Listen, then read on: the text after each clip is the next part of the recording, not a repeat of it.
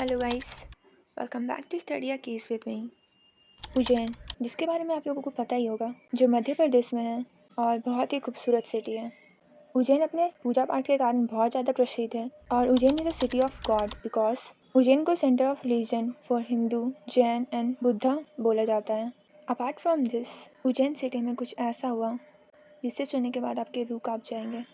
A girl who lives in resident of Satna district, वो 8th class में पढ़ती है और उसका स्कूल घर से कुछ किलोमीटर दूर है जहाँ वो ऑटो से जाती है।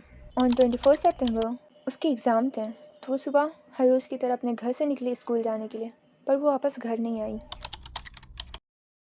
ऑन 26 सितंबर उसने जीवन खेरी से एक ऑटो ली और वहाँ से वो सीधे उज्जैन पहुँची। वही लड़की was half naked, bleeding and knocking house to house for help. उस लड़की ने उज्जैन की सड़कों में हर एक घर में जाके मदद मांगी थी, हर एक घर के दरवाजे को खटखटाया था, पर एक भी इंसान ने उसकी मदद नहीं की।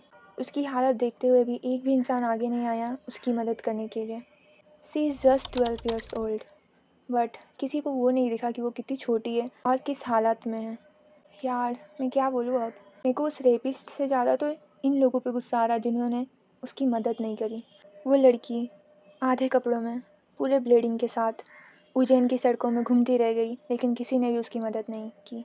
फिर वो थोड़ा आगे गई, तब उसे एक आश्रम मिला जहाँ पे एक प्रीस्ट ने उसकी मदद करी।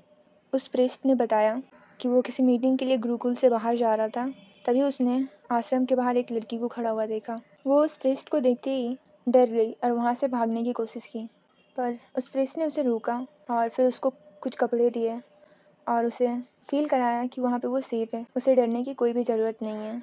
फिर उस प्रीस्ट ने उसे बात करने की कोशिश की, लेकिन वो उस लैंग्वेज में बोल रही थी जो उस प्रीस्ट को समझ में नहीं आ रहा था। फिर उस प्रीस्ट ने उसे पूछने की कोशिश की कि वो कहाँ से है, उनके पेरेंट्स के नंबर, बट वो इतना डर चुकी थी कि वो कुछ भी कहने की हालत में नहीं थी। फिर उन लोगों ने उसको कुछ खाने के लिए दिया। फिर उन्होंने पुलिस को इन्फॉर्म किया। ऑन 27 सितंबर इवनिंग तक भी वो उसके पेरेंट्स को नहीं ढूंढ पाए। वो 3 दिन से मिसिंग थी, तो उसके पेरेंट्स भी उसे ढूंढ रहे थे। और एक फादर को उसकी डॉटर के बारे में पता चलता एक वीडियो देख के, जब वो उज्जैन की सड़कों पे घूम रही थी मदद के लिए और किसी ने उसकी मदद नहीं की थी। Guys, can you all imagine कि एक फादर को कैसा फील हुआ होगा उसकी डॉटर को ऐसे देख के। मध्य प्रदेश के पुलिस ने बोला कि इस केस को क्रैक करने में बहुत ज़्यादा एफर्ट्स लगा है। हंड्रेड्स ऑफ पीपल को इंट्रोगेट करने के बाद और 700 CCTV फुटेज को स्कैन करने के बाद इस केस का लिंक मिला। फाइनली 4 दिन के बाद उस राक्षस को पकड़ लिया गया। फिर उसे जब घटनास्थल पर ले जाया जा रहा था तो उसने भागने की कोशिश की, पर किसी तरह से एक पुलिसमैन ने उसे पकड़ लिया।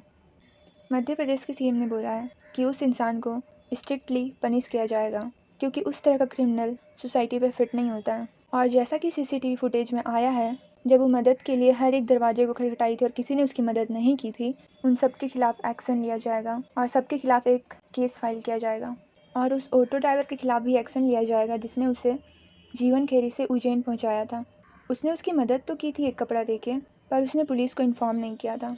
I hope guys video informative होगी, और अगर कुछ छूटा होगा मुझसे तो आप लोग कमेंट सेक्शन में बता सकते हो।